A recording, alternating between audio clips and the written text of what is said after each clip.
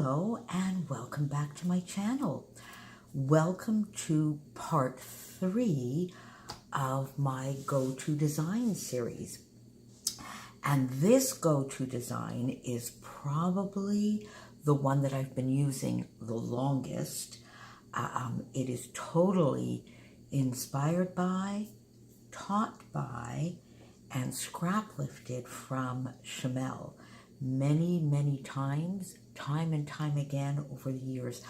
I think it goes back to probably her 4x6 Photo Love series on 2 peas in a bucket, or maybe to the first online class I ever took, which was The Hitchhiker's Guide to Scrapbooking by SHIMELLE. It's a very versatile design. It's one that you can use over and over again. Just a very few simple ideas, and there you have it. So the basic premise of this design is 2 4x6 photos, the 1/3 or tic-tac-toe, actually, I would say, to be a little bit more precise, 1/3, 1/3, and then the tic-tac-toe line. And basically, you start with the photos spanning one of those joins, or 2 of them. So as you can see here, if we go down the 1/3, my photo is over the 1/3 line, and it gives you a lot of play to then layer up. It's quite a layered type design, and it's absolutely perfect to use up a lot of scraps or 6x6 paper pads or bits that you have on the desk, with rectangles or squares that you layer under the photos. So as you can see here, the photos are matted. I have matted mine in cardstock.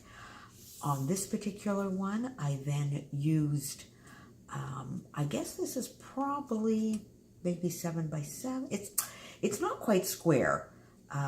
It's a little bit less than square, but as you can see here, it spans the 1/3 line here and the 1/3 line here. Whereas this piece of paper spans this 1/3 line and this one. Then to give just a little added layering underneath, I took a smaller rectangle. This is actually probably this size of paper, which I cut and just tucked in these 2 little bits so that I would have something sticking out here. And what this sort of gives you is some little corners here, which are the perfect areas to do some embellishment clusters, which is what I tend to do. So these little square angles gives a lot of place to be tucking things in here and there.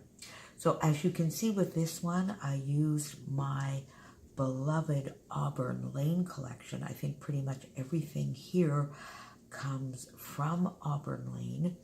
I did this layout as part of a Secret Not Secret Kit Club party.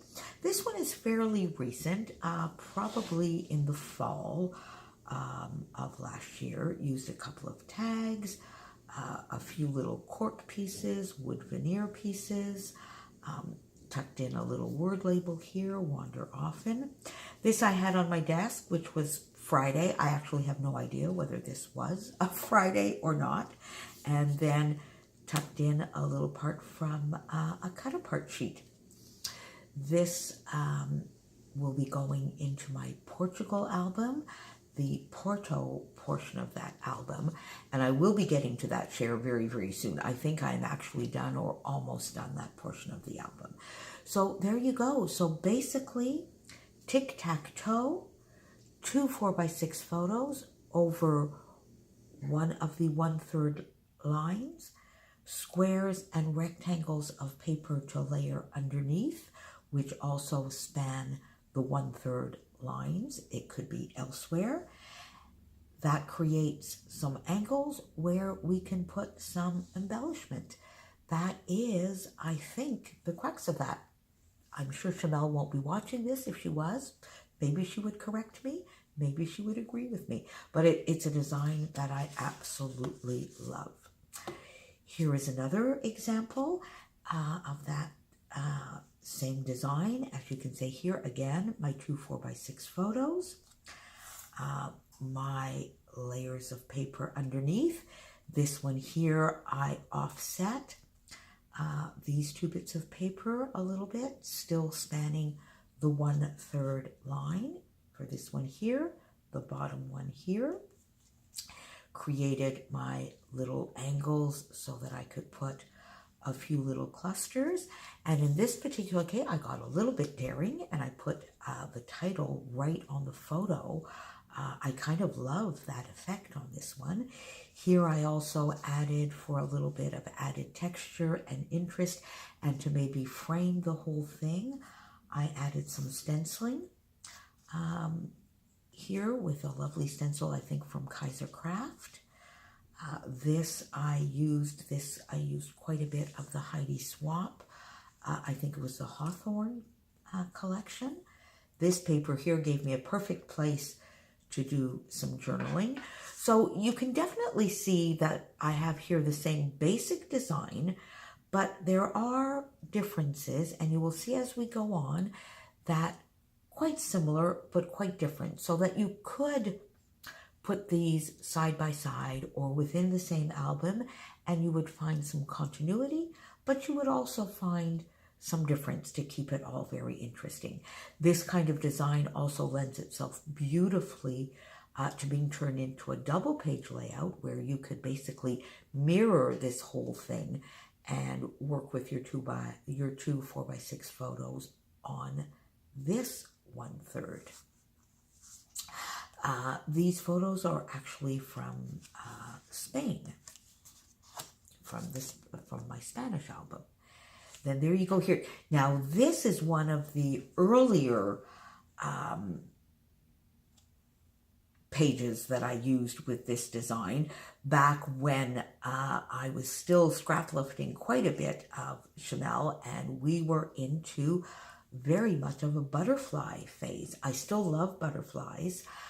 Which reminds me, one of my scrappy friends that does this type of design beautifully uses rectangles and squares of paper layered under photos in a most interesting, creative, and beautiful way is my friend Sandy, State Goddess, here on YouTube. You have to go over and see a lot of her layouts. Plus, she's a hoot. She's just hilarious. I love her videos. But she doesn't quite like butterflies, but so that sort of led me off this little bit of a tangent. So you can see here, my 4x6 photos are a little bit lower, so they're spanning more, I guess, the bottom part of that tic-tac-toe line, still the 1/3 this way. My triangular pieces are a little bit more spread out, and on this particular one, I've done a little bit more of a diagonal embellishment, a little bit of washi that I've added here to span over the photo, the cluster, and this piece of paper to tie things in together. A few little circles that just sort of go off the page, but by the same token, sort of bring your eye in to the photo. I put my title over on this side and then just added a little bit of a butterfly here to almost make it another cluster. So you see this one actually does look quite different to this one.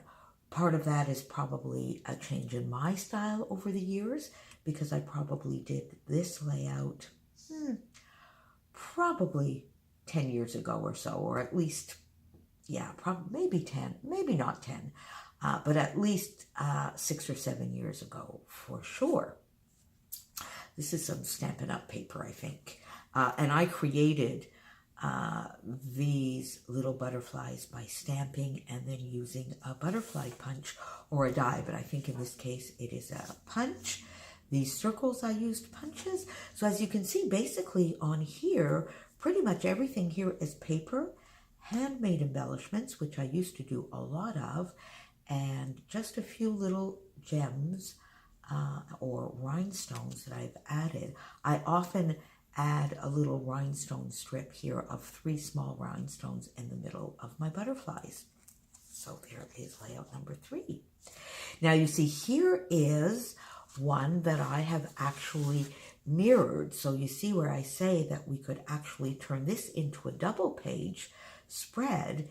This would be a perfect example. This is not a double page. This does not belong to this portion of the album, although it is also in my Portugal album.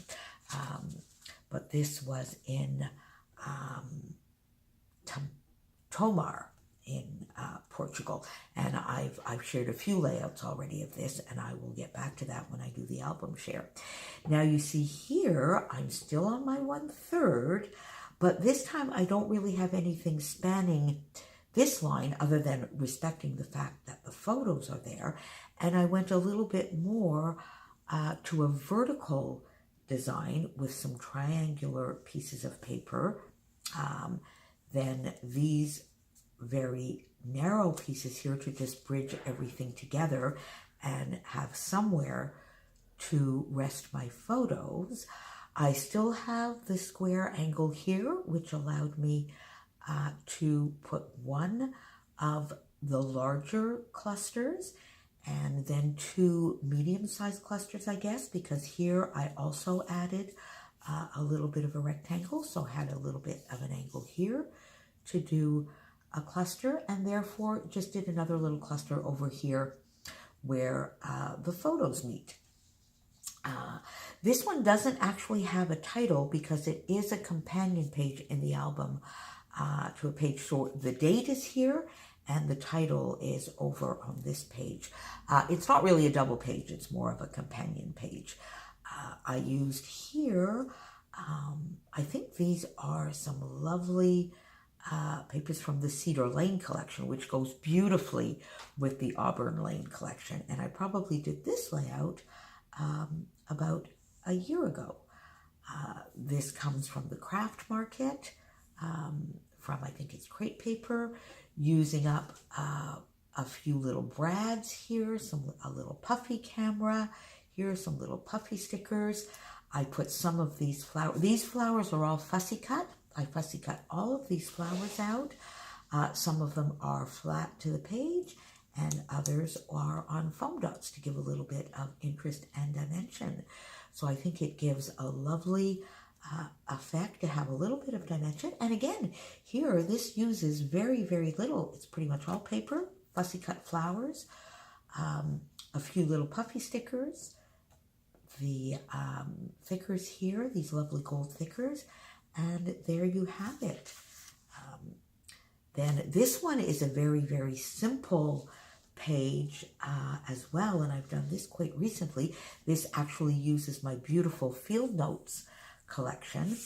I used some blue. I really need to get back and do, and I promised I would, get some white splatters on here. I need to get some white splatters using my watered down white acrylic paint to just finish this page off. Some chipboard, some multicolored chipboard here. These little bows, which are from Amy Tangerine. Again, my rectangles or squares of layered paper underneath, which give me my areas for clustering. And here the clusters are fairly deconstructed in that really nothing is on top or overlapping. All of the items are close together, but still separate. My lovely little freckled fawn camera here, a little bit of journaling on this lovely field notes paper, a few little word stickers that I have here, word buttons. So really the only thing that we find in true threes here, but I do have the triangle, which is another sort of basic concept, are the bows and the enamel dots, which are in the 3 areas. Then we go on to this one, which I've done very recently. This one I did actually in January's The Secret Not Secret Kit Club Party, and this is part of my Time for Change album and that lovely rabbit hole, that rabbit trail that Christina sent me on. And again, still using that same basic design, but you see this one is maybe a little bit busier. I used a larger piece of paper under here. A lot of this is close to my heart. I think the majority of the paper here is close to my heart. It is definitely from one of my 2 mini kits that I got for, I believe, November and December. I think this is the November where I received 2 mini kits. My lovely little freckled fawn camera, which is making quite an appearance. I'm putting them, just one, on pretty much every single layout. This sort of charcoal comes from the Field Notes collection as well. The pink paisley stickers, the ones that I'm slightly too addicted to lately. There you go. So you see, here is this design again. All right, now we're getting into a little bit of a difference, a little bit of an adaptation, but still the same basic design. This layout, I think I did back in about 2014, 2013, where I span that same 1/3 line, 1/3 along here. But this time I have used only one photo, 4x6 in portrait. A few extra layers there to give it a little bit of extra paper underneath. This rectangular layer is a lot larger. It spans the 1/3 vertically, but also both horizontal 1/3 lines. I've created same angles though, here again, for some little clusters. With my title here, again, some handmade embellishments. I really need to get back to that. I can tell here that I used to do that fairly often. This takes a title from a Hitchcock movie. There was no mystery, Hitchcock, or crime involved in this photo or in Prague when I visited Prague in March of 2006. But it's a little bit of a funny story because a couple of times on that trip, I would get, or occasionally when I was traveling with fellow travelers, we would get accosted at train stations or bus stations or airports when we arrived with the promise of some awesome accommodation at such cheap prices. And time again, we got caught out on that. We would arrive at the place and they would be just the worst possible things ever. So we promised ourselves that we would never get taken in again.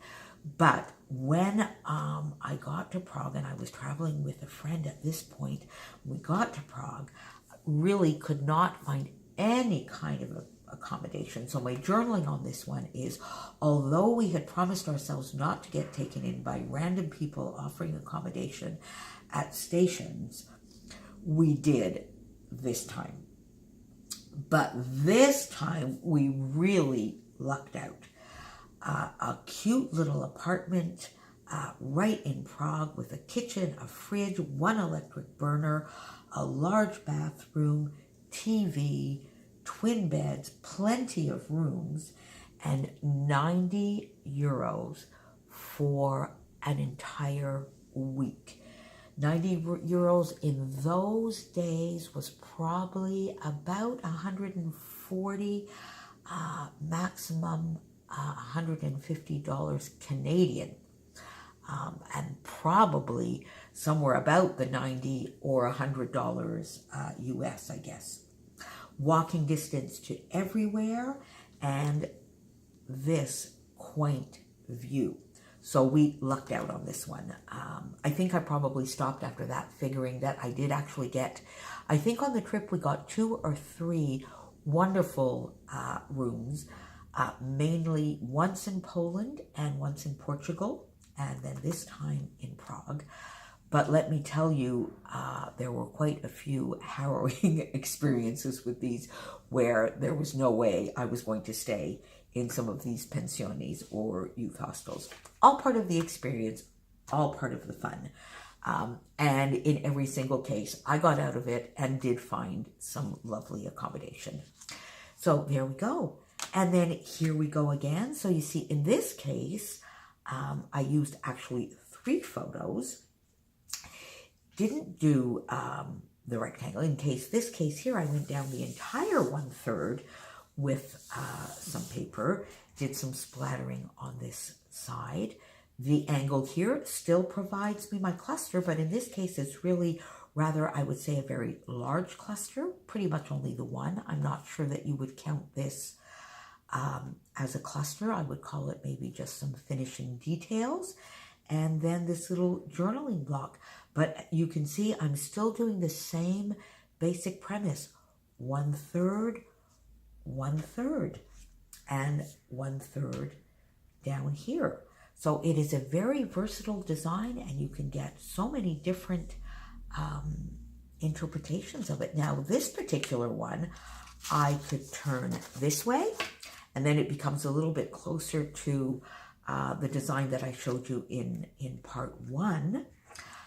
You could do it this way, which is probably a little bit closer to my go-to design part 2, and you have almost a little bit of a reverse L here. If you recall, part 2 is my L-shaped design. And then we could even do it this way. So there you go. Look at a design that sort of encompasses all 3 of my go-to designs so far. I think I might have just noticed that. Cool.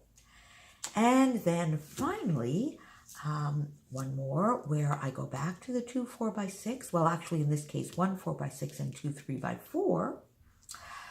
The 1/3 down here, but again, I'm doing the design a little bit similar to this one, where I've done my 1/3 paper. So this piece of paper here is about 4 inches, and then 2 smaller little border strips. This is a border punch that I used here to add here, and use a little bit of a contrast color here that picks up on the tomatoey color here. This one, I don't really have any paper layers underneath, so I just sort of went down this 1/3 line to add my title on this side, the journaling, a little bit of some embellishment here in a very deconstructed way. So there you have it. Thank you, Shimelle, for all of the inspiration over the years for this absolutely usable go-to design of mine.